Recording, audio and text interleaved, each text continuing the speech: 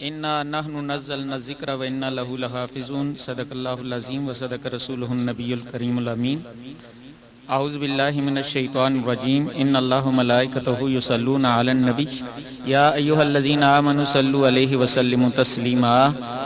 ذرا اونچی آواز میں اللہم صلی وسلم علی سیدنا مولانا محمد و علی سیدنا مولانا محمد و اصحاب سیدنا مولانا محمد صلی اللہ تعالی علیہ وآلہ اصحاب اجمعین وبارک وسلم۔ میرے انتہائی واجب و تکریم معزز سامعین، السلام علیکم۔ درود پاک کی آیت اللہ نے دعوت دی ہے کہ مومنو تم درود و سلام پڑھو۔ مومن ہیں اونچا پڑھو، پڑھو ذرا۔ جو مومن نہیں پڑھے، جو مومن ہے اونچا پڑھے۔ دوسرا کلمہ جو السلام علیکم ہے، یہ اس کا مطلب یہ ہے کہ اللہ تعالیٰ آپ کو سلامت رکھے۔ اگر آپ سلامت رہنا نہیں چاہتے تو جواب نہ دیا کریں، اگر سلامت رہنا چاہتے ہیں تو یہ نبی کریم نے فرمایا ہے جواب اونچا دیا کریں۔ آج کی یہ محفل اور اس میں معزز سامعین اور خصوصی طور پر معزز قراء حضرات اور خصوصاً قاری علی اکبر نعیمی صاحب اور خلیفہ آفتاب صاحب اور سارے آپ ایک سے ایک بڑھ کر بڑے معزز لوگ اکٹھے ہیں۔ یہ محفل آج کی قرآن پاک کی محفل ہے اور ہمارا طریقہ کار یہ ہے، اللہ کے اوپر سے فضل ہے کہ آئے دن بچے حفظ کرتے ہیں، ٹائم نہیں ہوتا۔ ہم نے ایک طریقہ رکھا ہے کہ جس بچے کا یہ ختم ہو رہا ہے وہ تلاوت کرے، وہ نعت پڑھے اور وہ جو اہل سنت کا طریقہ ہے اس طریقے سے ختم پڑھے، اور اس کے بعد میں داڑھی رکھنے رکھوانے کے لیے اور قبر آخرت کی فکر دینے کے لیے دو چار باتیں کروں اور اس کے بعد دعا ہو اور بس اپنے گھروں کو جائیں۔ کوئی نمود و نمائش اور کسی چیز کی ہم اللہ رب العزت سے اتنی بڑی نعمت ملنے کے بعد چند کوڈیوں میں اس کو تباہ کرنا نہیں چاہتے۔ اور یہ فوٹوگرافی، یہ دوسرا تیسرا یاد رکھنا حرام ہے، جیسے کتا حرام ہے، اور یہ تصویریں اتروانا، یہ داڑھی منوانا، یہ بے پردہ رہنا، یہ حرام ہے قطعی طور پر، جیسے کہ باقی حرام چیزیں ہیں۔ نہ کیا کریں، یہ اپنی آخرت تباہ کرنی۔ آپ فوٹو نکال کر کب تک باقی رکھیں گے؟ آپ یہ نمود و نمائش کر کے کب تک اس کو باقی رکھیں گے؟ ہر شے فنا ہونی ہے اور ایک چیز کبھی فنا نہیں ہوگی، وہ اللہ کا خوف ہے اور اللہ سے ڈرنا ہے۔ جتنا زیادہ اس کو رکھیں گے اتنا باقی رہے گا۔ اور آپ کے سامنے حضرت داتا علی حجویری، خواجہ اجمیری، جتنا کسی کو اللہ نے توفیق دی، اللہ کا خوف کیا، انہوں نے تکبر، غرور اور دکھلاووں سے دور رہے، اتنا ہی اللہ نے فضل کیا اور آج تک لوگ باقی ہیں اور قیامت تک یہ باقی رہیں گے۔ آپ ادھر توجہ دیں، وہ اپنے کام چھوٹے موٹے کر رہے ہیں۔ سر جوڑ کر بیٹھیں جس بات پر، وہ قبر آخرت ہے۔ سر جوڑ کر جس بات پر بیٹھیں وہ اللہ کا خوف ہے۔ ہر وقت جس چیز کی فکر رہنی چاہیے وہ اللہ کا خوف ہے۔ ہر چیز پر جس چیز کو ترجیح دینی چاہیے وہ اللہ کی ذات ہے، اور ہر شے کو جس وقت زبان سے ادا کرنا چاہیے وہ اللہ کی کتاب ہے۔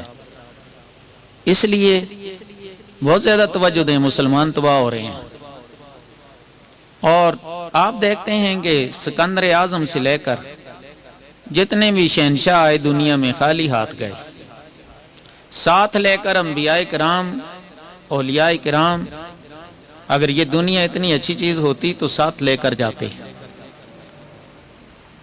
ایسا نہیں ہوا۔ اس لیے دنیا کے پیچھے اتنے نہ پڑیں اور اپنے غرور و تکبر، یا ایھا الانسان ما غرک بربک الکریم، کریم رب سے اتنی سرکشی نہ کریں کہ آپ اور میں اپنی بنائی ہوئی پھولوں سے خوشبو لینا چاہیں، یہ نہیں ملے گی۔ چیز وہی ہے جو اللہ نے جیسے بنائی۔ لقد خلقنا الانسان فی احسن تقویم، اللہ نے فرمایا میں نے بہت خوبصورت بنایا ہے۔ آپ داڑھی منوا کر، کالا کروا کر، کاٹ کر، استری کر کے کتنا اس حسن میں اضافہ کر سکتے ہیں۔ اور یاد رکھنا آپ قدرت کے سارے نظاموں کو دیکھیں، پھول جب تک آپ ہاتھ نہیں لگاتے وہ اپنے خالق کی قدرت کا مظہر ہے، خوبصورت لگتا ہے۔ آپ بھی، آپ کے بعد سینریاں وغیرہ بنی ہوتی ہیں، لوگوں نے خود بنائی ہوتی ہیں، گورنمنٹ خرچ کرتی ہے، وہ اور وہ جو ایک قدرتی طور پر کوئی جگہ ہے، دونوں برابر نہیں ہیں۔ آپ خود فیصلہ کریں گے اس بات کا۔ اپنی بناوٹیں چھوڑ دیں، اللہ کی رضا پہ راضی رہیں۔ بڑی مختصر سی بات ہے اور بڑی جامع بات ہے۔ اس حفظ کو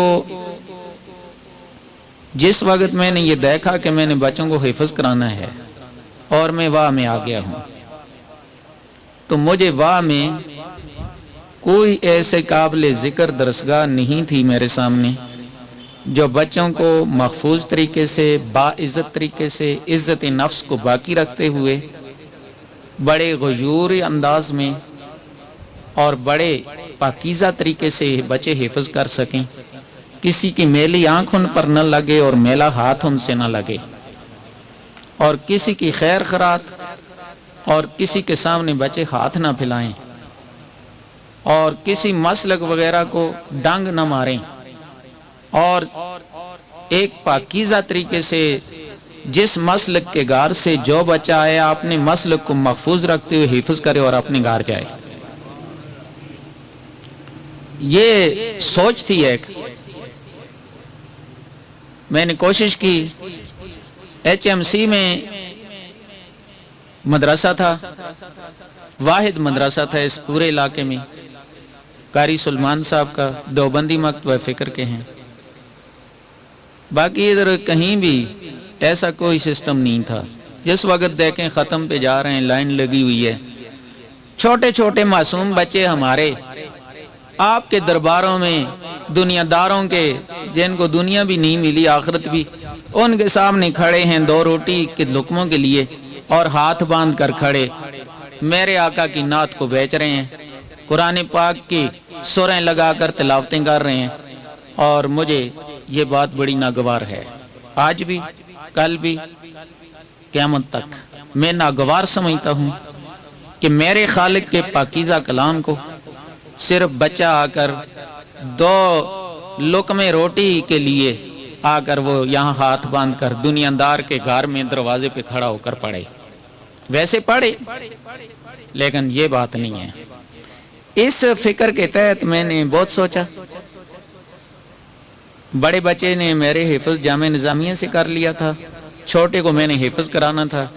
یہ سوچ ہی رہا تھا کہ اس کی ہیڈ انجری ہوگی، اور پھر میں نے رانا صاحب سے رابطہ کیا کہ میں یہاں مسجد میں شروع کروانا چاہتا ہوں۔ پہلے قاری سرفراز صاحب کو لگایا، پھر قاری فخر الدین صاحب گئے، ان کو لگایا، پھر ان لوگوں نے محنت کی، کرتے کراتے یہ قاری صاحبان کئی تبدیل بھی ہوئے، کیونکہ میں ذرا سخت طبیعت آدمی، میرے ساتھ اچھے لوگ نہیں رہ سکتے، میں اچھا نہیں ہوں، اس لیے کرتے کراتے بہرحال نوبت بہیں جا رسید کہ یہ قاضی مسعود صاحب ایک عظیم گھرانے کا بچہ ہے اور قاضی برادری کا، اور پیچھے بزرگان دین ہیں۔ یہ الگ بات ہے کہ کہنے نے کہ خصمہ تو بغیر ساون چی بھی ترہیاں سڑ دیے نے، آگے کسی نے توجہ نہیں دی کہ کس خاندان سے کون ہے، اور یہاں آ کر جو لوگ میراثی تھے وہ ہم دینداروں کو میراثی تو بنا گئے، لیکن دینداروں کو یہ خیال نہ آیا کہ ہم میراثیوں کو دیندار بنا لیں۔ مفتی صاحب مفتی محمد عبد القیوم ہزاروی رحمۃ اللہ علیہ، وہ ہمیشہ یہ کوشش فرماتے تھے کہ گدی نشین لوگ، با عزت لوگ جنہوں نے دین کی خدمت کی، ان کے بچوں کو پڑھایا جائے۔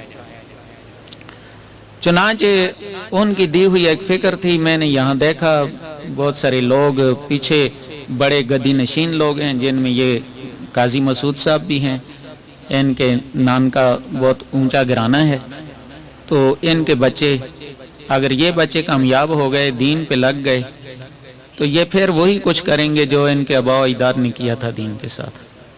آپ دعا کریں گے اللہ تعالیٰ، میری ایک خواہش ہے اس طریقے سے یہ پورا کر دے۔ یہ لال سوسری میں پڑا ہو تو کبھی خراب نہیں ہوتا، یہ پھر صاف کریں تو چمک دیتا ہے۔ عزت نفس رکھنے والے لوگ، واہ میں زرخیز زمین، لوگ آ کر مجھے کہتے ہیں جی قاضی صاحب یہ بات نہیں ہے، اگر کسان پتھر پہ محنت کرتا رہے تو ساری زندگی لگا رہے کچھ پیدا نہیں ہوتا، مٹی زرخیز ہو، تھوڑی سی محنت ہو تو بڑا اچھا پھل لاتی ہے۔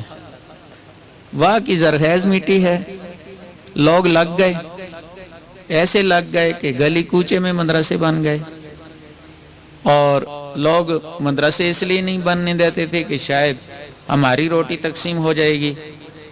واز کرتے ہوئے کہتے ہیں کہ روزی اللہ دیتا ہے، لیکن یہاں میں نے پریکٹیکلی ایسے پایا کہ لوگ یہ سمجھ رہے تھے کہ دوسری مسجد میں اگر بچے پڑھنا شروع کر دیا تو میری چمڑی فطرانے چلے جائیں گے، اس وجہ سے یہاں کوئی سوچ بھی نہیں سکتا تھا۔ اللہ کے فضل سے آج سارے مکاتب فکر کی مساجد میں بچے حفظ کر رہے ہیں، میرے پاس شیعہ کے، وابیوں کے، سنیوں کے سب بچے حفظ کر رہے ہیں، اور کئی لوگ اپنا مسلک بھی تبدیل کر چکے ہیں، اور یہ ان کے اختیار کی بات ہے، میں نے کبھی کوشش نہیں کی۔ اس لیے کئی لوگوں کی بیماریاں دور ہوئیں، حتیٰ کہ ایک بوڑھا آدمی گجر خان کا، اس نے میرے بھانجے کو کہا کہ قاضی صاحب کو کہنا جس بوڑھے کو آپ نے کہا تھا کہ بچے ہو جائیں گے، میرے 4 بچے ہو گئے ہیں گجر خان میں۔ وہ یہاں چوکیدار تھا، بوڑھا ہو گیا تھا، ریٹائرمنٹ کے بعد ایک دن بڑا پریشان بیٹھا تھا، عصر کی نماز کے بعد میں نے کہا کیا بات ہے؟ کہنے لگا جی بچے نہیں ہیں، ریٹائر ہو گیا، بوڑھا آدمی۔ تو میں نے کہا آپ آمین کریں، اور میں کہتا ہوں ابھی میں مسالے پہ بیٹھا ہوں، اللہ آپ کو بچے دے دے، ایسی بھی کون سی بات ہے؟ مایوس تو اس سے ہو جو خود محتاج ہو، اللہ سے کہوں مایوس ہوں جو کبھی محتاج نہیں ہے۔ اللہ الصمد غنی ہے، انتم الفقراء۔ تو اس نے امین کی، میں نے کہا داڑھی رکھنا پڑے گی، داڑھی رکھی، 4 بچے ہیں۔ آج کل گجران میں رہ رہا ہے، وہاں میرا بھانجا شو روم پہ ہوتا ہے، تو اس کو کہنے لگا کہ میں ڈھونڈتا رہا، مجھے کسی نے کہا تھا۔ تو ابھی میری بھابھی فوت ہوئی، میں گیا جنازے پہ، تو وہاں بچہ آیا تھا، تو کہتا وہ بابا سلام کہتا ہے۔ شوگر ختم ہوئی لوگوں کی، یہ پیٹ بڑھ جائے یہ اندر نہیں جاتا، یہ اور بڑھتا ہے، یہ بھی میرے سامنے لوگوں کو دیکھ دیکھ کر بہرحال میرے مذہب پہ میرا یقین ایمان بڑا پختہ ہوا۔ آپ بھی آزما کر دیکھ لیں، کسی دوسرے سے مانگنے کے بجائے اپنے خالق کی طرف رجوع کریں، اور خالق نے فرمایا کہ ما آتاکم الرسول فخذوہ وما نہاکم عنہ فانتہوا۔ ما عام لفظ ہے، کتابیں اٹھا کر دیکھ لیں، مسلک کی بات نہیں ہے۔ جو کچھ بھی اللہ عطا کرتا ہے وہ اس کا محمد عطا کرتا ہے، جو کچھ اللہ منع کرتا ہے محمد منع کرتا ہے۔ ما جو کچھ بھی آتاکم تمہیں دیں، الرسول یہ ایک خاص رسول ہے، ہر رسول سب کچھ نہیں دے سکتا۔ ما آتاکم الرسول فخذوہ، نہ نہیں کرنی عطا محمد سے، نہ عطا کا منکر نہیں ہونا۔ فخذوہ وما نہاکم عنہ فانتہوا، اور جس چیز سے بھی یہ منع کر دیں، جو بھی چیز، یہ اختیار ہے نبی کریم کا۔ ابھی نعت میں بچہ پڑھ رہا تھا، ماشاءاللہ بہت خوبصورت نعت پڑھی اور بغیر کسی بناوٹ کے، اور بڑی دل کو خوشی ہوئی ہے۔ اچھا بچہ ہے، داڑھی پوری رکھے گا، اور یہ معصوم دنیا ہے، سندھ صادقہ پنجاب عاشقہ۔ بہرحال ما آتاکم الرسول، کہتے ہیں جی اللہ کے بغیر کوئی نہیں دیتا، اللہ فرماتا میرا حبیب سب کچھ دیتا، جو مانگو دیتا ہے، نہ نہیں کرنی، قرآن کی آیت ہے۔ اما السائل فلا تنہر، ما آتاکم الرسول میں بھی یہ بات نہیں کہ کون سی چیز دے یہ۔ اما السائل فلا تنہر، میرے حبیب جو بھی آ کر جو بھی سوال کرے اس کو نہ نہیں کرنی، وہ چیز ذکر نہیں کی۔ جیسے فرمایا فَاسْأَلُوا أَهْلَ الذِّكْرِ إِن كُنتُمْ لَا تَعْلَمُونَ، جو چیز آپ کو سمجھ نہیں آتی وہ آپ علماء سے پوچھیں، اور اس چیز کا ذکر نہیں کیا۔ اتنے زیادہ اختیارات ہیں، ساری کائنات کی ملکیت ہے۔ اور ویسے بھی جو نائب ہوتا ہے نا، جس کا نائب ہوتا ہے، اس نے رکھا ہی اس لیے ہوتا ہے کہ جس کا نائب ہے اس کے سارے کام کرنے پڑ جائیں تو کرے۔ یہ حضرت جابر کے دونوں بچے جو مر گئے تھے، چادر کے نیچے رکھے تھے، وہ رسول پاک نے زندہ کیے ہیں، اور جو بکرا پک گیا تھا وہ بھی زندہ کر کے ساتھ اٹھا دیا، کیونکہ وہ اس سے کھیلتے تھے۔ ٹھیک ہے، چاند لا کر 2 ٹکڑے کر دیا۔ ابو جہل نے دل میں رکھا تھا، میرے آقا نے فرمایا تیرے دل میں یہ ہے، دلوں کی اللہ جانتا ہے، لیکن اپنے حبیب پر کوئی چیز مخفی نہیں رکھی۔ آدم کے دل کی بھی جانتا ہے اور عیسیٰ کے دل کی بھی جانتا ہے۔ ٹھیک ہے، تو اما السائل فلا تنہر، نہ نہیں کرنی، جو مانگے، جو بھی مانگے، جو مانگے، جو بھی مانگے وہ دے دو۔ اس لیے اس خالق کائنات سے مانگنے کا یہ طریقہ ہے کہ نبی کریم کے پاس سے ہو کر آپ کا نام لے کر مانگو، سب کچھ ملتا ہے۔ اگر یہاں سے نہیں مانگا تو ابو جہل کو کچھ نہیں ملا، ابو بکر نے مانگا تو سب کچھ ملا ہے۔ یہ عقیدے ذرا ٹھیک رہنے چاہیے تاکہ ہمارے ذہن میں نا وہ اپنی آخرت سے محرومی کا تصور نہیں ہونا چاہیے کہ نبی کچھ نہیں، ولی کچھ نہیں۔ بوئی گاڑ میں گیا تو میں نے لوگوں کو کہا 2-4 دن پہلے، میں نے کہا یہاں لوگ آئے، پیر میرے علی شاہ صاحب رحمۃ اللہ تعالی علیہ، مفتی صاحب، سارے لوگ یہاں پڑھے، ٹھیک ہے، مولانا احمد الدین رحمۃ اللہ علیہ سے اور مولانا محب النبی سے، اور یہاں کچھ ایسے بھی آئے جو لا الہ الا اللہ پڑھ کر کہنے لگے کوئی نبی نہیں، کوئی ولی نہیں، کوئی 11ویں والا نہیں، کوئی 12ویں والا، دونوں کے مرید بیٹھے ہیں۔ تو میں نے کہا لا الہ الا اللہ کا ترجمہ یہ ہے کہ کوئی نبی نہیں، کوئی ولی نہیں۔ لا الہ الا اللہ کا ترجمہ تو یہ ہے کہ لا کوئی نہیں معبود، کوئی معبود نہیں الا اللہ مگر اللہ۔ اب اس ترجمے میں گڑبڑ کرے آدمی تو اسلام سے باہر ہو جاتا ہے، اور ابھی تک آپ اسی رٹ کو لگائے ہوئے ہیں۔ آپ پھر کیوں نہیں مولانا محب النبی کو کہنے لگے کہ جی ہم غلط ہو گئے، ہم راہ راست پہ آتے ہیں؟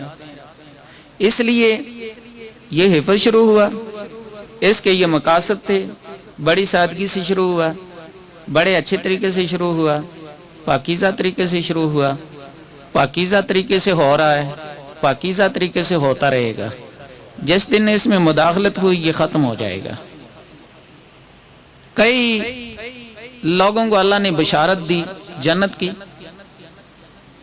نبی کریم صلی اللہ علیہ وآلہ وسلم نے ابو بکر صدیق پاس بیٹھے تھے، فرمایا ابو بکر فی الجنہ، عمر فی الجنہ، عثمان فی الجنہ، بیٹھے یہاں ہیں، آپ فرما رہے ہیں فی الجنہ، جنت میں ہیں۔ ٹھیک ہے، حدیث سے اس طرف سے پہلو سے غور نہیں کیا کبھی کسی نے۔ علی فی الجنہ، سعد بن ابی وقاص فی الجنہ، سارے ابو عبیدہ فی الجنہ، فی الجنہ، جنت میں ہیں۔ نبی کریم نے بیٹھے بٹھائے سب کو جنت کی بشارت دی۔ جنت کی بشارت دیے جانے میں بے شمار لوگ ہیں۔ حسن حسین جنت کے سردار ہیں، فاطمہ جنت کی سردار ہے۔ کئی لوگوں کو، بے شمار لوگوں کو جو وضو کر کے 2 نفل پڑھتا ہے جنت میں ہے، جو جنازے کی چارپائی پہ کھڑا ہوتا ہے جنازہ پڑھتا ہے جنت میں ہے، جس کا جنازہ 40 پڑھ لیں جنت میں ہے، جو جنازے کی چارپائی کو کاندھا دے جنت میں ہے، اور جو اپنے بچے کو حفظ کرائے جنت میں ہے۔ نہ صرف جنت میں ہے، جنت میں خود ہونا بہت بڑی عزت کی بات ہے، لیکن جنت میں بادشاہوں جیسے تاج، اور فرمایا کہ وہ تاج اتنے چمک رہے ہوں گے کہ دنیا کا سورج شرمائے گا، جنت میں ہیں۔ فرمایا فیملی کے اپنے قریبی جن کو ہم چھوڑ چکے دنیا کے چند ٹکوں کے لیے، پیسے والا دے کر بچی کی شادی یا بچی کی اس کے گھر کر دیتے، اپنا غریب بھائی یہاں روتا پھرتا ہے اور ہم کہتے ہیں ہم مسلمان ہیں، لیکن اقربا کا اتنا زیادہ خیال رکھا اللہ نے۔ فرمایا کہ اپنی فیملی کے، اپنے گھرانے کے 10 آدمی جن کو جہنم میں پھینکنے کے لیے فرشتے لے جا رہے ہوں گے، حافظ قرآن پکڑ کر ان کو جنت میں داخل کر دے گا۔ لوگ کہتے ہیں جی بندہ کچھ نہیں کر سکتا، ہمارا یہ چھوٹا سا بچہ اتنا کچھ کر سکتا ہے کہ جو کام اللہ نے فرمایا کہ تم نہیں کر سکتے، اِنَّا نَحْنُ نَزَّلْنَا الذِّكْرَ وَإِنَّا لَهُ لَحَافِظُونَ، یہ بہت مشکل کام ہے، اس کی حفاظت میں نہیں اتارا، میں ہی کروں گا۔ ہمارے چھوٹے سے بچے نے حفظ کر کے، جیسے ہم بزرگ آدمی کو کہتے ہیں آپ تشریف رکھیں، آپ کام نہیں کر سکتے، میں کرتا ہوں آپ کی جگہ، یا ویسے احتراماً کہتا ہے، ہمارے چھوٹے چھوٹے بچوں نے اللہ رب العزت نے جو بڑا کام اپنے ذمہ لیا تھا، گویا کہ ان بچوں نے وہ کام کر دکھایا ہے۔ اور آپ کو پتہ ہے جو چیز دل میں اترتی ہے وہ چیز ضائع نہیں ہو سکتی، دل دریا سمندروں ڈونگے، دلوں سے نہیں نکالی جا سکتی۔ اس لیے حافظ قرآن عالم سے بھی اوپر ہے، قاری سے بھی اوپر ہے، ہر کسی سے اوپر ہے کہ اس نے اللہ والا کام کیا ہے، قرآن کی حفاظت کی ہے۔ اس لیے حافظ قرآن نے اتنا بڑا کام کیا ہے، اتنا بڑا کام کیا ہے، اتنی بڑی اس کی اتھارٹی ہے کہ دیکھیں ماں باپ جنت میں تاج پہنے ہیں شہنشاہوں کے، اور دنیا کے سارے تاج اور سورج چاند شرماتے ہیں، اتنی بڑی عزت ان کو ملی ہے، کیوں ملی ہے؟ بچے نے حفظ کیا ہے۔ اب بچے نے حفظ کیا ہے، اتنی بڑی سعادت ملی ہے، اتنی بڑی سعادت ملی ہے۔ مولوی صاحب درمیان میں کہے جی کہ اگر گناہگار نہ ہوں تو تاج پہنائے جائیں گے، اگر زانی نہ ہو تو تاج پہنائیں گے، مگر چور نہ ہو تو تاج پہنائیں گے، اگر نمازی نہ ہو تو تاج پہنائے جائیں گے۔ ایسی کوئی اگر مگر کی بات نہیں ہے، حدیث میں ڈائریکٹ بات ہے کہ جس نے حفظ کیا ماں باپ جنت میں ہیں، تاج پہنائے جائیں گے۔ اس میں زانی کا، شرابی کا، کبابی کا کوئی قید نہیں ہے۔ اس کا مطلب یہ ہوا کہ قرآن پاک حفظ کرنے کی وجہ سے سارے گناہ اللہ نے پہلے معاف کر دیے ہیں، پھر جنت میں اتنا اعلیٰ مقام دیا ہے۔ قرآن پاک حفظ کرنے کی وجہ سے اگر مگر کی اگر کسی گناہ کا کوئی ذکر نہیں ہے تو اس کا مطلب قرآن پاک کی حفظ کی وجہ سے پہلے اللہ نے سارے کبیرہ صغیرہ سارے گناہ معاف کر دیے ہیں، اور نہ صرف معاف کر دیے ہیں بلکہ جنت میں اعلیٰ مقام دے دیا ہے۔ قرآن پاک حفظ کرنے کا یہ فائدہ ہے۔ قرآن پاک حفظ کرتا ہے آدمی تو اس کا فائدہ ماں باپ کو ہوتا ہے، ماں باپ کو ہوتا ہے۔ اس بچے نے حفظ کیا ہے، فائدہ ماں باپ کو پہنچا ہے، بچے کے وسیلہ سے پہنچا ہے، بچہ اس کا وسیلہ بنا ہے۔ اہل سنت کے مسلک کو کون کہتا ہے کہ یہ بڑا کمزور ہے؟ بھائی بچے نے حفظ کیا نا، لا تازر وازرۃ وزر اخری، آیتیں پیش کرتے ہیں، ذرا غور فرمائیں کہ حفظ بچے نے کیا ہے، فائدہ ماں باپ کو ہوا ہے۔ نہ صرف جنت کا فائدہ، جنت میں اعلیٰ مقام کا فائدہ ہوا ہے، نہ صرف جنت اور جنت میں اعلیٰ مقام کا بلکہ سارے گناہ ان کا ذکر ہی کوئی نہیں ہے، یعنی سب معاف کر دیے گئے ہیں۔ تو یہ بچے نے حفظ کیا، اس کا فائدہ دوسرے کو پہنچا، ماں باپ کو پہنچا، اس لیے اہل سنت قرآن خوانی کرتے ہیں، اس کا فائدہ پہنچتا ہے۔ سمجھ آ رہی ہے؟ اس کا فائدہ پہنچتا ہے دوسرے کو، اسی یہاں سے یہ فائدہ چلا ماں باپ کو پہنچا۔ بچہ زمین پر بیٹھا ہے، ماں باپ کو جنت میں اعلیٰ مقام دیا ہے، فائدہ دیا، اتنا دور کا دیا، اتنا زوردار دیا کہ گناہ بھی سارے معاف کر دیے اللہ نے اور جنت میں اعلیٰ مقام دے دیا ہے۔ یہاں سے یہ ثواب چلا ہے، یا اس کو آپ وائرس کہیں یا کوئی بھی اس کا نام دیں آپ، یہ اس بچے سے متعدی ہوا، نکلا، ماں باپ کو پہنچا ہے۔ ایصال ثواب کہہ دیں یا ثواب کا چل کر دوسرے کو لگ جانا اور اس کو چار چاند لگا دینا کہہ دیں، دونوں ایک ہی بات ہے۔ اس لیے اہل سنت ایصال ثواب کہتے ہیں، اور ایصال ثواب ہم زبانی جمع خرچ نہیں کہتے، دین کے اندر موجود ہے۔ اس لیے نبی کریم کے وسیلہ سے سارے انصاف ختم ہو جائیں گے، قیامت کو فرمایا میرا نسب حسب باقی رہے گا آپ کے وسیلہ کی وجہ سے، وگرنہ سب کا ہوتا۔ اس لیے بچے نے حفظ کیا، ثواب چل کر دوسروں کو لگا، نہ صرف لگا بلکہ ان کو جنت میں اعلیٰ مقام دے دیا۔ اس میں میزان وغیرہ کسی چیز کا کوئی ذکر نہیں ہے۔ معلوم ہوتا ہے کہ اہل سنت جو ایصال ثواب کرتے ہیں وہ درست ہے، اور ایصال ثواب ہوتا ہے ایک بندہ دوسرے بندے کو فائدہ پہنچا سکتا ہے۔ اگر کوئی اوترا نکھاترا اور اس کا بچہ حفظ کرنے والا نہ ہو اور حافظ قرآن نہ ہو، اللہ اس کو اپنے اعمال سے بخش دے تو بخش دے، لیکن یہ فیسلٹی اس کو نہیں پہنچ سکتی کیونکہ وسیلہ موجود نہیں ہے۔ اللہ عطا کرنے والا ہے لیکن وسیلے کے بغیر عطا نہیں کرتا۔ سمجھ آ رہی ہے؟ اس لیے وسیلے کے بغیر عطا نہیں ہے، وسیلے سے عطا ہے۔ اب بات یہ ہے کہ دو جہنمی، اللہ کا فیصلہ ہے جہنمی ہیں وہ، وہاں کوئی ڈسکشن وغیرہ کچھ بھی نہیں ہے، کوئی کسی کے آرگومنٹ نہیں ہے، کوئی کسی کے اگر جھگڑا نہیں ہے۔ فرشتے کہیں جی ہمیں تو اللہ کا حکم ہے، فرشتے ہاتھ اٹھا لیتے ہیں، چپ چاپ وہ 10 آدمیوں کو جنت لے جاتا ہے جو جہنم میں پھینکنے جا رہے ہیں۔ کوئی کہتے ہیں جی بندہ کچھ نہیں، بندہ ایسے وقت میں کر سکتا ہے کہ سب کو اپنی اپنی پڑی ہے۔ ہمارا حافظ بچہ وہاں بھی اتنے ہوش و حواس میں اور اتنی اتھارٹی رکھتا ہے، اس لیے جہنم میں پھینکنے کے بجائے اس نے جنت میں داخل کر دیے۔ کسی نے نہیں پوچھا کیونکہ یہ حافظ قرآن ہے۔ معلوم ہوتا ہے کہ فرشتوں کو بھی پتا ہے کہ حافظ قرآن ہے، اور فرشتوں کو بھی پتا ہے کہ اس کی بڑی اتھارٹی ہے۔ قیامت کی ہولناکیوں میں جو اپنی اپنی پڑی ہے وہاں حافظ قرآن کی اتنی اتھارٹی ہے۔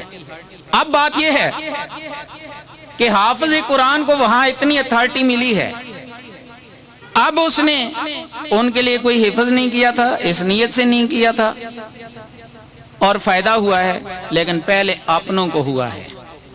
اول خواہش بعد درویش، اپنوں کو ہوا ہے۔ اس لیے نبی کریم نے فرمایا میں تم سے کچھ نہیں چاہتا لیکن اپنے اقربا میں محبت چاہتا ہوں۔ حفظ اور حفظ کی آج کی یہ تقریب تقاضا کرتی ہے کہ اس برادری میں جو اختلافات ہیں ختم کر دیں اور آپس میں شیر و شکر رہیں، کیونکہ آپ کے ہاں بہت بڑا اللہ نے احسان کیا، بچے نے حفظ کیا ہے، اور اس بچے کا فائدہ مسلمانوں کو ہونا چاہیے۔ اب اس حافظ قرآن کا اتنا زیادہ فائدہ وہاں کیوں ہو گیا، اتنی بڑی اتھارٹی اس کی کیوں ہے؟ جو جتنا بڑا عمل کرتا ہے اس کا اتنا بڑا اجر ملتا ہے۔ جتنا بڑا اجر عمل کریں گے اتنا بڑا اجر ملے گا۔ کتنا بڑا عمل کیا حافظ نے؟ اللہ نے جس قرآن کی حفاظت کی ذمہ داری خود اٹھائی تھی، اللہ کا کام اس بچے نے کیا ہے زمین پر، اس لیے بڑا کام کیا ہے۔ جو بڑے کا کام کرتا ہے وہ بڑا ہوا کرتا ہے، اس نے بڑے کا کام کیا ہے، خالق کائنات کا، جس کے مقابلے میں کوئی چھوٹا بھی نہیں ہے۔ اگر یہ قرآن پہاڑوں پہ اترتا تو ریزہ ریزہ ہو جاتے اللہ کے خوف سے۔ اس بچے نے اپنے دل میں اتارا، چھوٹے سے بچے نے بڑا کام کیا۔ بڑا کام صرف بڑے کا نہیں کیا، بڑوں سے بڑے کا نہیں کیا، ایسے بڑے کا کیا جس کے مقابلے میں کوئی اس جیسا چھوٹا بھی نہیں ہے۔ اتنا بڑا کام کیا ہے، اس لیے وہاں اتنا بڑا اجر مل رہا ہے۔ اگر حافظ قرآن نے ماں باپ کو اتنی بڑی عزت دے دی ہے اور گرانے کے لوگوں کو اتنا بڑا فائدہ پہنچا دیا تو خود کیا ہوگا، اس کے ساتھ کیا ہوگا؟ فرمایا جیسے یہ قاضی ابھی ترتیل سے پڑھ رہا تھا، ایسے ہی پڑھتا جا، جنت کے درجات چڑھتا جا، جہاں وہ ناس ہوگی وہاں تیرا مقام ہوگا۔ یہ چھوٹی بات ہے، اس لیے بچوں کو حفظ کرائیں، اور حفظ بہت بڑی سعادت ہے۔ نبی کریم حافظ قرآن ہیں، صرف قاری قرآن نہیں ہے، صرف عالم قرآن نہیں ہے۔ سب سے پہلا کام نبی کریم کا حفظ ہے، اور اللہ نے خود پڑھایا الرحمن علم القرآن۔ سب سے پہلا معلم اللہ ہے، سب سے پہلا متعلم نبی کریم کی ذات ہے۔ سب سے پہلے معلم نے سب سے پہلے متعلم کو اس کے دل کے اندر اتارا ہے۔ دل کے اندر پڑا ہوا نہیں ہوتا، دل کے اندر یاد کیا ہوا اترتا ہے۔ سب سے پہلا معلم اللہ ہے، سب سے پہلا متعلم نبی کریم ہے، باقی آپ کو مجھے خلق الانسان علمہ البیان، باقی آپ کو مجھے اس کا چرچا کرنے کے لیے بھیجا ہے۔ اصل معلم اللہ ہے، پھر معلم نبی کریم ہے، پھر باقی سارے اللہ اور اس کے پیارے حبیب کے ذکر کا چرچا کرنے کے لیے ہیں۔ اس لیے معلم اللہ ہے، اس نے حفظ کرایا ہے، اور متعلم نبی کریم ہے، انہوں نے حفظ کیا ہے، اور پھر نبی کریم معلم ہیں، انہوں نے صحابہ اکرام جو متعلم ہیں ان کو حفظ کرایا ہے، پہلے حفظ کیا ہے، اس کے بعد وہ پھٹیوں وغیرہ پہ چمڑوں پہ لکھا گیا ہے، پھر اس کو ترتیب دیا ہے، پھر اس کو حضرت ابوبکر صدیق رضی اللہ تعالیٰ عنہ نے حضرت عمر فاروق رضی اللہ تعالیٰ عنہ کے فرمان پر کتابی شکل دی ہے، وگرنہ جا بجا لکھا تھا، سٹوروں میں رکھا تھا۔ حضرت عمر فاروق نے فرمایا اس کو کتابی شکل دے دیں۔ خلیفہ اول کے وہی جواب ہے جو آج کے مسلکی مولویوں کی بات ہے کہ جو کام نبی پاک نے نہیں کیا میں کیسے کروں، جو نبی پاک نے نہیں کیا میں کیسے کروں۔ معلوم ہوتا ہے جو نبی پاک نے نہیں کیا خلیفہ اول نے کیا وہ بدعت نہیں ہے۔ پہلا جواب ان کا یہ ہے کہ جو نبی کریم نے نہیں کیا میں کیسے کروں۔ بعد میں انہوں نے کیا، حضرت عمر فاروق کا شکریہ ادا کیا کہ آپ نے مجھے بہت اچھی بات کی، اور اگر ایسے نہ ہوتا تو قرآن پاک کی جیسے کہ لَقَدْ جَاءَكُمْ رَسُولٌ مِّنْ أَنفُسِكُمْ اس آیت پہ جھگڑا پڑ گیا تھا، کئی جھگڑے ہوتے۔ پھر عثمان غنی نے رضی اللہ تعالیٰ عنہ نے خزیفہ کو، حضرت خزیفہ جو یمن میں تھے، انہوں نے سنا عربی اجمی جمع تھے، کہنے لگے تمہارے قرآن میں یہ ہمارے قرآن میں یہ ہے۔ حضرت خزیفہ نے یہ بات سنی، حج کا موسم تھا، حضرت عثمان غنی مکہ میں تھے، وہاں پہنچے اور حضرت عثمان غنی کو فرمایا کہ وہاں تو میرا تیرا قرآن ہے قرآت کی وجہ سے۔ تو حضرت عثمان غنی رضی اللہ تعالیٰ عنہ نے حضرت زید بن ثابت جو کہ ہمیشہ کاتبین وحی کی کمیٹی کے سربراہ رہے ہیں، وہ ابھی موجود تھے، ان کو بلایا، مشورہ ہوا کہ قرآت قریش کے علاوہ باقی ساری قرآت کے نسخے جمع کر کے جلا دیے جائیں، اور جلا دیے گئے۔ حضرت عثمان غنی نے ایک کام کیا ہے جو خلیفہ اول نے نہیں کیا، نہ خلیفہ ثانی نے کیا۔ صدیق اکبر نے ایک کام کیا ہے جو نبی کریم نے نہیں کیا، اور خلیفہ ثالث نے ایک کام کیا ہے جو خلیفہ اول اور ثانی نے نہیں کیا۔ بدعت نہیں ہے، عین دین ہے، بلکہ دین کی بنیاد ہے، وہ دین کی بنیاد ہے۔ پھر وقت گزرتا گیا، حجاج بن یوسف کے زمانے میں جس کا منہ جیسے کھولا ایسے ہی پڑا، اس آدمی کو بڑی تشویش ہوئی، علماء نے مشورہ دیا، تھا تو بڑا جلات، لیکن اس کو بات سمجھ آ گئی، یہ زبر زیر پیش، یہ نقطے، یہ شد مدیں اس نے لگوائی ہیں۔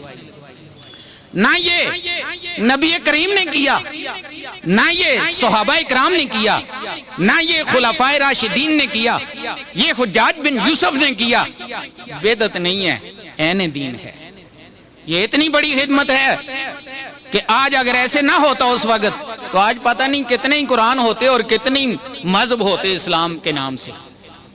یہ بدعت نہیں ہے۔ پھر اس کے بعد حضرت عمر بن عبدالعزیز رضی اللہ تعالیٰ عنہ نے جب دیکھا کہ لوگ جھوٹ بولتے ہیں، بات اپنی ہوتی ہے، منسوب نبی کریم کی طرف کرتے ہیں، انہوں نے پھر یہ جرح، تعدیل، اسماء اور رجال وغیرہ علوم وضع کرائے، اور یہ ساری کتابیں جو لکھی ہیں حدیث کی، یہ ان کے کہنے پہ لکھی ہیں۔ امام ابو زہرہ کو مقرر کیا کہ یہ کل مسائل پیدا کریں گے، لہذا تدوین حدیث ہوئی۔ نہ یہ نبی کریم نے کیا، نہ صحابہ نے کیا، نہ یہ تابعین نے کیا، یہ تبع تابعین سے بھی بعد میں یہ کتابیں بخاری مسلم ابھی کل کی بات ہے یہ ہوئی ہیں۔ کوئی بھی بخاری مسلم کو بدعت نہیں کہہ سکتا، یہ عین اسلام ہے۔ یہ مدرسے اور یہ ان میں جو کچھ پڑھایا جاتا ہے سارے مکاتب فکر پڑھاتے ہیں. عقل کریں کوئی, کیوں لڑتے ہیں آپس میں؟ یہ صرف نحو, یہ بلاغہ, یہ منطق, یہ فلسفہ, یہ ساری چیزیں یقیناً جو کہ دین کو سمجھنے میں بنیاد کی حیثیت رکھتی ہیں, ریڑھ کی ہڈی ہیں. قرآن سمجھ ہی نہیں آ سکتا جب تک یہ چیزیں نہ ہوں. یہ نہ صحابہ کے دور میں ہوا, نہ نبی کریم کے دور میں ہوا, نہ خیر القرون میں ہوا. یہ کل کی بات ہے, سقوط بغداد کے بعد ہوا ہے. لیکن اس کو عین دین ہم کہتے ہیں. یہ بدعت نہیں ہے. اس لیے بدعت کی رٹ نہ لگائیں, فتوے نہ لگائیں. قرآن پاک کی اس محفل میں آپ نے یہ معلومات سنی, مجھے امید ہے کہ اہل سنت و جماعت پہ قائم رہیں گے اور کوئی بدعت نہیں ہے. مسلم شریف میں من سنہ سنتن حسنتن, من سنہ فی الاسلام سنتن حسنتن اور من سنہ فی الاسلام سنتن سیئتن, یہ دونوں لفظوں کے ساتھ موجود ہیں کہ اسلام میں جو اچھا طریقہ رائج کرے یا برا طریقہ رائج کرے, اچھا کرے تو اس کو اس کا اجر ملے گا, اور قیامت تک جو اس پہ عمل کریں گے وہ اجر ملے گا. یقیناً بخاری جو بھی پڑھتا ہے امام بخاری کو اس کا ثواب ہوتا ہے, اور جو بھی بخاری پڑھتا ہے امام بخاری کو ثواب ہونے سے بعد عمر بن عبدالعزیز کو اس کا ثواب پہنچتا ہے. یقیناً یہ ساری امت کی طرف سے اگر امام بخاری کے اور کوئی بھی فضائل نہ ہو تو یہ بڑی فضیلت ہے. جہاں بھی قال النبی فی البخاری کہا جائے گا اس کا ثواب بخاری کو ملے گا. ثواب اگر اس کو ملتا ہے من سنہ فی الاسلام سنتن حسنتن کے تحت, تو پھر آج کی یہ محفل قرآن پاک کی یہ بھی اسی وجہ سے ہے. جس نے پہلے دن اس محفل کو لگایا ہوگا خوشی بنائی ہوگی, کیونکہ ہمارے بچے جب اسکولوں میں ٹاپ کرتے ہیں کوئی ایسے نہیں کرتا, کسی اور ڈگری پر ایسے خوشی نہیں ہوتی ہے, صرف قرآن پاک پر ہوتی ہے. اس کا کیا نتیجہ کیا نکلتا ہے؟ نتیجہ یہ نکلتا ہے کہ بچوں میں اور لوگوں میں شوق پیدا ہوتا ہے اور ان کو جنت کی سوچتی ہے کہ بچہ اتنی قیمتی چیز ہے. آپ بازار جاتے ہیں 10 روپے دیتے ہیں, آپ کو کوئی ریوڑیاں اتنی سی دے دیں, آپ کہتے ہیں دماغ ٹھیک ہے؟ وہ کہتا ہے کیوں؟ کہتے ہیں 10 روپے کی اتنی ریوڑیاں, 2 دانے 10 روپے دیے میں نے, 2 ریوڑیاں. وہ کہتے ہیں یا نہیں کہتے؟ کہتے ہیں 10 روپے ہیں 10. اور بچے پر دنیا کی چند روٹیاں, وہ اتنی قیمتی چیز کو 20-25 سال افسر بنا کر حلال حرام جمع کرنے کے لیے لگا رہے ہو, وہ اتنی بڑی چیز کو دیکھ کر 2 ریوڑیاں. اور دنیا, اب دنیا جیفت و طالبوہا کلابو, یہ دنیا مردار ہے اور اس کے پیچھے بھاگنے والے کتے ہیں.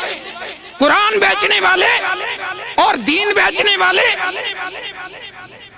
جو بھی دین کو کسی دنیاوی غرض کے لیے استعمال کرے, دنیا دار تو دنیا دار, یہ اس سے بھی بدتر.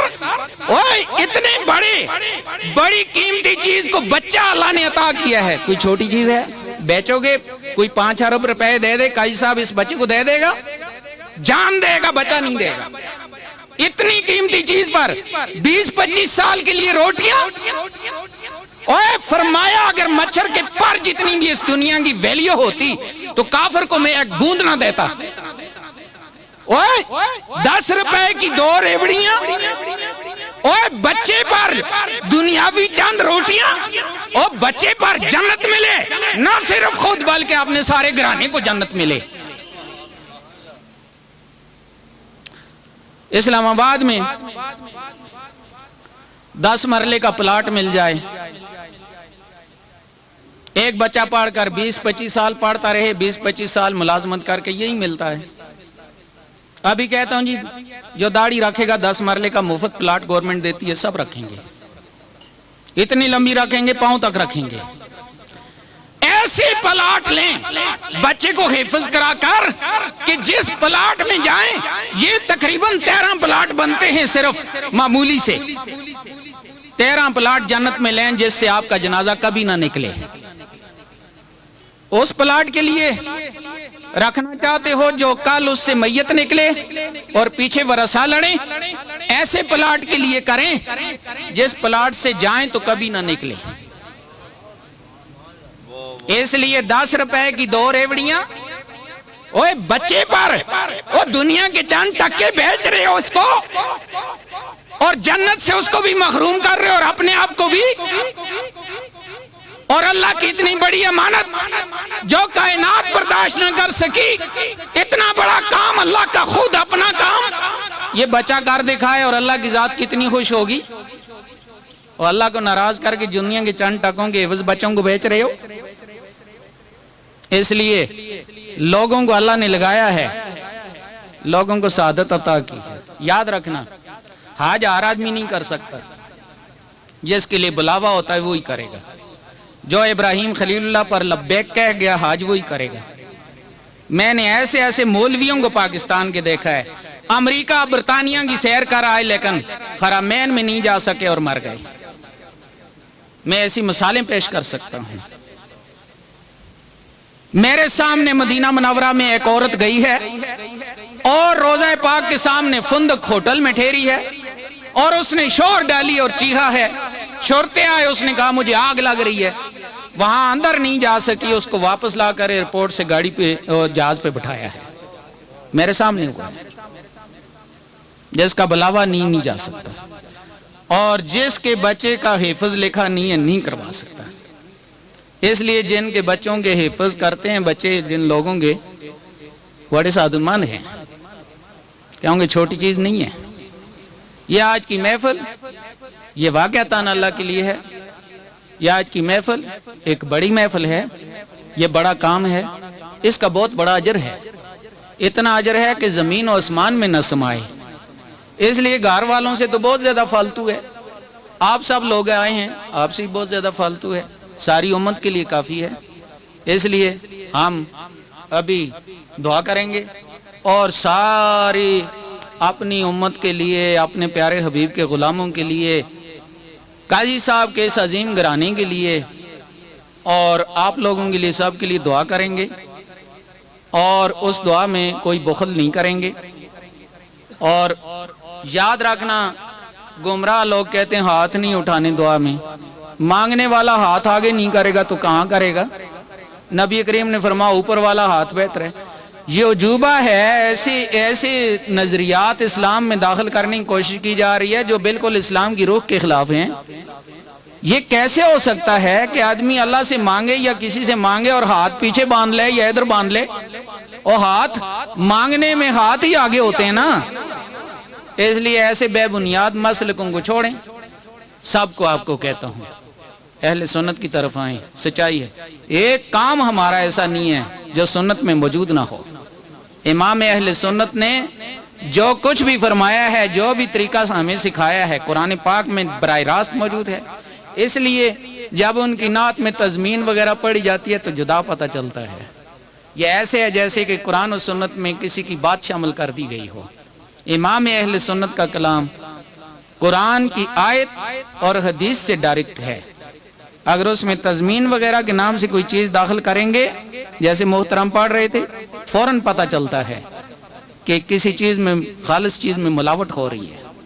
اس لیے اعلیٰ حضرت کی نعت پڑھا کریں اور سعادت سمجھیں، اور امام اہل سنت پرہیزگاری کا، نبی کریم کی غلامی کا، غوث پاک کے جوتوں کو سر پہ رکھنے کا سب سے بڑا شہنشاہ ملے گا آپ کو۔ کوئی درگاہ ایسی نہیں، کوئی درسگاہ ایسی نہیں، کوئی مومن ایسا نہیں، اور کوئی نبی کریم کا غلام ایسا نہیں جو مجدد دین و ایمان نہ کہتا ہو۔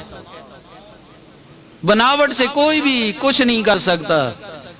امام اہل سنت کے مقابلے میں کوئی دوسرا نہیں جس نے نبی کریم سے ایسے ملایا، غوث پاک سے ایسے ملایا، ایسے سارے جتنے بھی ہماری خانقاہیں اولیاء ہیں، سب ان کے آگے امام اہل سنت ایسے لگتا ہے جیسے کہ ایک چوکیدار کھڑا ہے تلوار پکڑ کر۔ ساری دنیا کے شرک کفر کے فتوے آتے ہیں، فتاوی رضویہ امام اہل سنت جس سے بولتا ہے، آگے کھڑا ہے، ہر شے پر دلیل موجود ہے، صرف ایک دو نہیں، اپنی نہیں، پراؤں سے بھی۔ اتنی کتابیں کہ جڑے ہون جمے نے انہاں دے نام دا بھی پتہ نہیں کیڑیاں ہیں۔ اس زمانے چ امام اہل سنت ایک کھانے تے فاتحہ پڑھیے، یہ سنت ہے یا نہیں ہے؟ فرمایا بسم اللہ الرحمن الرحیم پڑھ کے کھانا کھاؤ، برکت ہوندی ہے، شیطان نہیں داخل ہوندا وچ، کھانا زہر نہیں پیدا کرتا، جسم چ شفا پیدا کرتا ہے۔ اگر پہلے بھول جاؤ تو آخر تے کہو بسم اللہ اولہ و آخرہ، یوں کہو، یعنی قضا اس چیز کی ہوتی ہے جو فرض واجب ہو، سنت کی صرف نہیں ہوتی، یہ اتنا ضروری ہے۔ اگر فاتحہ کی ایک آیت پڑھنی سنت ہے تو پوری فاتحہ پڑھنا نال زہر کیوں بن جاندہ ہے؟ سمجھ آ رہی ہے؟ لہذا الفاتحہ تو دعا من کل دائن، الفاتحہ تو شفا من کل دائن۔ اہل حدیث کے بزرگ ہیں علامہ شوکانی، تفسیر فتح القدیر میں سورہ فاتحہ کی تشریح میں یہ دونوں حدیثیں پیش کرتے ہیں۔ دوا من کل دائن یعنی دوا ہے، لکھ کر جیسے صوفیہ اس کو پلاتے ہیں، شفا ہے، شفا من کل دائن، دم کرتے ہیں۔ بخاری میں لکھا ہے کہ صحابہ تشریف لے جا رہے تھے، مشرکوں کی بکریوں کو مرض آ گئی، انہوں نے بزرگ سمجھا، اہل سنت کو ہمیشہ لوگ بزرگ سمجھتے ہیں اور یہ بزرگ ہیں، بزرگ سمجھ کر مشرک بھی بزرگ سمجھتے ہیں۔ جیسے انڈیا میں خواجہ اجمیری کے سامنے ہندو مشرک آ کر ہاتھ جوڑتے ہیں، بزرگ سمجھتے ہیں تو ہاتھ جوڑتے ہیں نا، وہ سمجھ آ رہی ہے؟ میں مولوی کی قبر کے پاس سے گزرتے ہیں، بزرگ نہیں سمجھتے، خواجہ کو آ کر ہاتھ جوڑتے ہیں۔ ہمارے بزرگوں کو ہر کوئی بزرگ سمجھتا ہے، اگر کوئی نہیں سمجھتا تو بیچارہ اپنی غیر انسانی حرکت کا ثبوت دیتا ہے۔ تاہم انہوں نے بزرگ سمجھ کر اگر بات کی، صحابہ نے فاتحہ پڑھ کر پھونکی، بکریاں ٹھیک ہو گئیں۔ کوئی 50-60 بکریاں دے دیں یا 40، جتنا بھی عدد مجھے یاد نہیں ہے، صحابہ استعمال نہیں کر رہے، نبی کریم کے پاس لے جاتے ہیں، پوچھتے ہیں یا رسول اللہ ایسے ہوا ہے۔ پہلے تو آپ نے مسکرا کر فرمایا کہ آپ کو یہ کس نے بتایا تھا کہ یہ دم ہے؟ تو صحابہ نے فرمایا یا رسول اللہ آ گئے تھے تو ہم نہ کیسے کرتے، ہم نے سوچا بس ٹھیک ہے۔ اس وقت آپ نے فرمایا الفاتحہ تو دعا من کل دائن، الفاتحہ تو شفا من کل دائن، اور فرمایا کہ یہ بکریاں تمہارے لیے حلال ہیں لیکن اس میں مجھے بھی حصہ دیں، اس لیے شکرانہ ہم لیتے ہیں تو مفت میں نہیں لیتے، یہ بخاری میں لکھا ہوا ہے۔ اور چاولوں کی دیگ پکے تو ایک دانہ دیکھتا ہے، کہتا ہے ساری دیگ پک گئی ہے، اس لیے ایک حدیث موجود ہو تو بس یہ ہمارا دین ایمان ہے، پھر یہ نہیں کرنے کی کوئی ضرورت۔ اور دوسری بات یہ ہے کہ انبیاء اولیاء کی شان بڑھانا، صلاۃ و سلام پڑھنا، ذکر کرنا، یہ دعا مانگنا، یہ دم درود کرنا، اس سے کسی دوسرے کو کوئی جانی مالی کوئی نقصان ہوتا ہے؟ جی، گھر میں آگ لگتی ہے، اندر آگ لگتی ہے، کوئی باپ دادا کو گالی ہے، افسوس کی بات ہے۔ ہم دین کر رہے ہیں اپنا، یا ایھا الذین آمنوا صلوا علیہ وسلم، ہم درود و سلام پڑھتے ہیں۔ قرآن پاک پر عمل درود ابراہیمی پڑھنے سے نہیں ہوتا کیونکہ سلام بھی ہے ساتھ اور اس میں سلام نہیں ہے۔ ہم قرآن پاک پر پورا عمل کرتے ہیں، صلو علیہ وسلم پر پورا عمل کرتے ہیں، وہ سمجھ آ رہی ہے؟ اذا سألک عبادی انی فانی قریب اجیب دعوت الداع اذا دعانی، اذا سألک، میرے حبیب تیرے وسیلہ سے جو اگر تو اسے پوچھے تو میں پھر قریب ہوتا ہوں، ویسے قریب اللہ نہیں ہوتا حبیب کے وسیلہ کے بغیر۔ ہم دعا مانگتے ہیں، یا ایھا الذین آمنوا اذکروا اللہ ذکرا کثیرا وسبحوہ بکرۃ واصیلا، ہم ذکر کرتے ہیں، اللہ نے حکم دیا ہے لیکن مومنوں کو خطاب کیا ہے۔ اب مومن اپنا ایمان ثابت کرنے کے لیے اٹھ کر اعلیٰ حضرت نے فرمایا کہ ہفتے میں کم از کم ایک دن جمعے والے دن تو کھڑے ہو کر ہاتھ باندھ کر درود و سلام پڑھ کر اپنے ایمان پر گواہی تو دو نہ کہ ہم مومن ہیں۔ اور آپ کو پتا ہے کہ اللہ رب العزت جب نہیں چاہتا کوئی چیز نہیں ہوتی، جس سے نہیں چاہتا نہیں ہوتی۔ درود و سلام بہرحال صرف مومنوں سے مطالبہ ہے، پڑھتے ہیں۔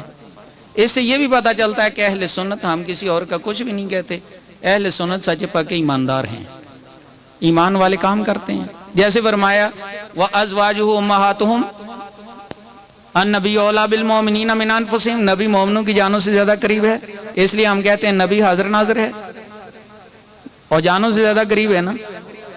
وَأَزْوَاجُهُ أُمَّهَاتُهُمْ، اور نبی کی بیویاں ان کی مائیں ہیں۔ اب اگر نبی کی کسی بیوی کو کوئی کہتا ہے جی میری ماں نہیں ہے تو مومن نہیں ہے، وہ سمجھ آ رہی ہے؟ سب کو مائیں مانے گا تو مومن ہے، نہیں مانے گا تو مومن نہیں ہے۔ نبی کو اپنی جان سے زیادہ قریب سمجھے گا تو مومن ہے، کہے نہیں ہے، اذان میں گواہی دے، نماز میں سلام بھیجے اور کہے نہیں ہے تو مومن نہیں ہے۔ اہل سنت مومن ہے، اور قرآن میں لکھا ہے نا مومن ہے۔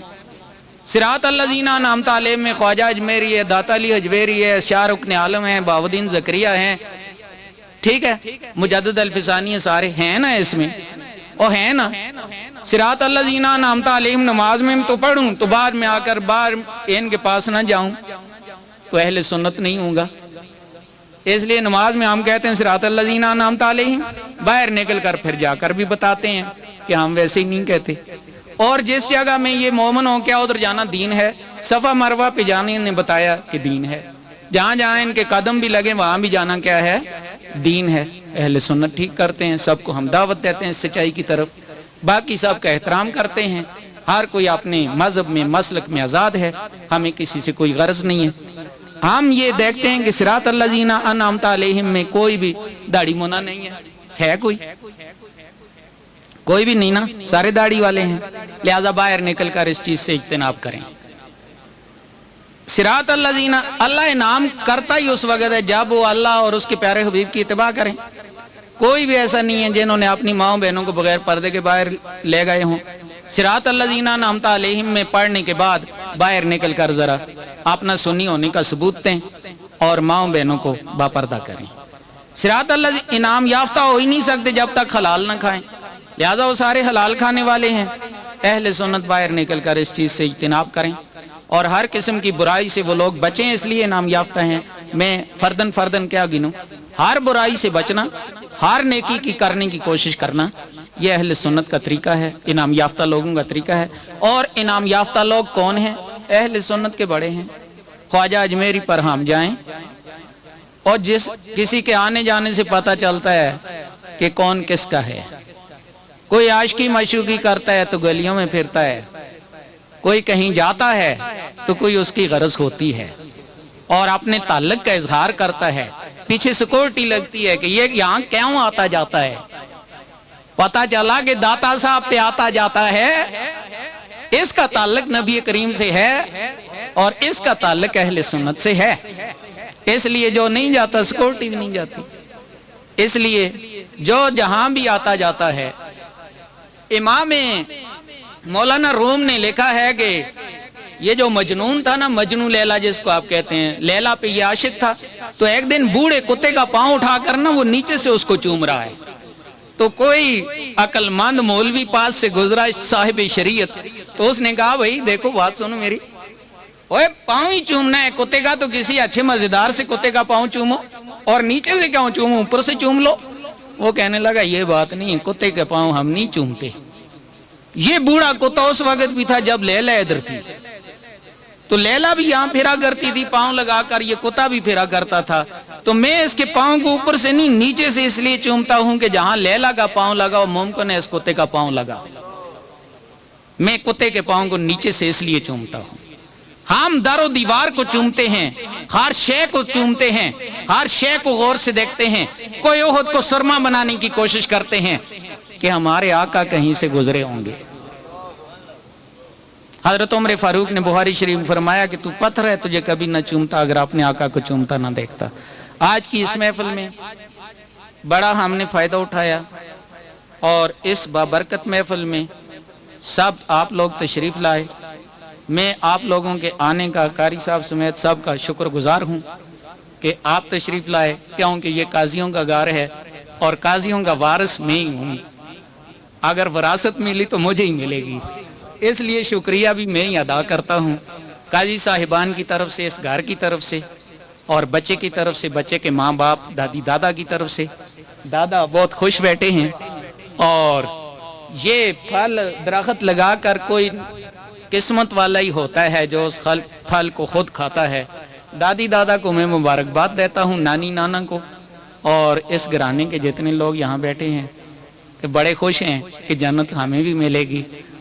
اور جو ہم ساتھ بیٹھے ہیں، فرمایا میرے حبیب 70,000 تیرے غلام بغیر حساب کے جنت میں، اور 70,000 میں سے ہر ایک کو یہ اجازت ہے کہ آپ نے ساتھ 70,000 لے جائے، ٹھیک ہے؟ اس لیے اگر آپ گرانے والوں کو جنت کی بشارت ہے تو یہ چھوٹی بات نہیں ہے۔ آج سے داڑیاں نہیں منوانی، آج سے کالم اوپر نہیں لگانی، آج سے نماز نہیں چھوڑنی، آج سے جنت والے کام نہیں چھوڑنی، آج سے جہنم والا کوئی کام نہیں کرنا۔ میں امید رکھتا ہوں کہ آپ لوگوں کے طفیل ہماری بھی بخشش ہو جائے گی۔ رانا صاحب جس کی وجہ سے یہ سب کچھ ہوا، اور اس آدمی نے آپ نے کوئی سٹیٹس وغیرہ نہیں دیکھا اور کوئی شخصیت نہیں دیکھی، کوئی افسری نہیں دیکھی، اس نے شانہ بشانہ میرے ساتھ ہر بات سنی ہے، لوگ تانے دیتے تھے اور اس آدمی نے کام کیا۔ فیکٹری کے سارے لوگوں نے، ویلفیئر نے، سب نے کام کیا۔ آپ لوگوں نے عظیم قربانی دی کہ دنیا سے جو بڑی رنگین ہے اس سے آنکھیں چرا کر آپ نے حقیقت کو سمجھا اور بچوں کو اس طرف لگایا۔ میں سب لوگوں کا شکر گزار ہوں اور سب کے لیے یہ دعا کرتا ہوں کہ اللہ تعالیٰ آپ کو جزائے خیر دے، چونکہ صلاۃ و سلام مومن ہونے کی پکی علامت ہے۔ جو کسی صورت میں ساری عبادتیں مسترد ہو سکتی ہیں، ان میں کوئی خامی نکل آ سکتی ہے، لیکن صلاۃ و سلام کسی صورت میں رد نہیں ہے، کسی صورت میں خامی نہیں ہے، اور کسی چیز کا بھی کافر کو فائدہ نہیں ہوتا آخرت میں۔ نبی کریم کی خوشی میں بچی کو آزاد کر دینا، میلاد کی خوشی بنا لینا، اس کا فائدہ ابو لہب جیسے دشمن کو بھی ہوتا ہے۔ معلوم ہوتا ہے کہ سارے اعمال کافر کے لیے جواب دے جاتے ہیں، لیکن ایک عمل نبی پاک کا تذکرہ ایسی چیز بھی ہے کہ جو فائدہ کافر کو بھی دیتا ہے، اس لیے یہ زیادہ بڑی عبادت ہے، اس کو کیا کریں۔ آج کی اس محفل کے آخر میں درود و سلام کے لیے